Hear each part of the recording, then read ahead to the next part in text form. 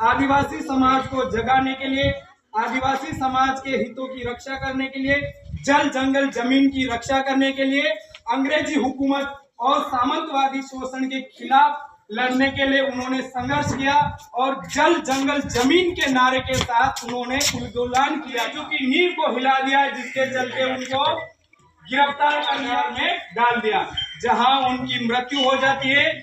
और मृत्यु 9 जून 1900 ईस्वी में हो जाती है, यानी उस टाइम में मृत्यु के समय उनकी मात्र आयु थी 25 वर्ष। कितनी वर्ष थी? 25 सरकार ने प्रतिवर्ष यानी 2021 से जनजाति गौरव दिवस मनाने का फैसला लिया और तब से लेकर तक हर वर्ष 15 नवंबर उनके जन्म के अवसर पर प्रतिवर्ष जनजाति गौरव दिवस मनाने का फैसला लिया। रांची का जो केंद्रीय कारागृह है उनके नाम से है और जो रांची का जो अंतर्राष्ट्रीय एयरपोर्ट है वो भी उनके नाम से है।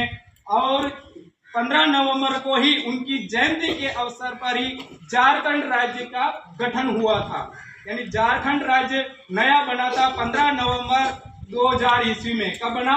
15 नवंबर 2000 ईस्वी में। उनकी मृत्यु के बाद में आने फैसला लिया। 1908 में एक एक्ट पारित हुआ था, भूमि अधिग्रहण अधिनियम, जिसके तहत आदिवासियों की जमीन गैर आदिवासी नहीं खरीद सकता। यह कानून उन्हीं की प्रेरणा का बदौलत है। ठीक है, तो ऐसे थे क्रांति सूर्य धरती आबा, महान आजादी के नेता भगवान बिरसा मुंडा।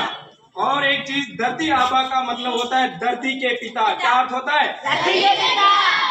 और भगवान क्यों कहा जाता है? के लिए उन्होंने संघर्ष किया, सामाजिक बुराइयों को मिटाया, कुरीतियों को मिटाया, अंधविश्वास को मिटाया और समाज सुधार का काम किया, इसलिए उनको भगवान कहा जाता है।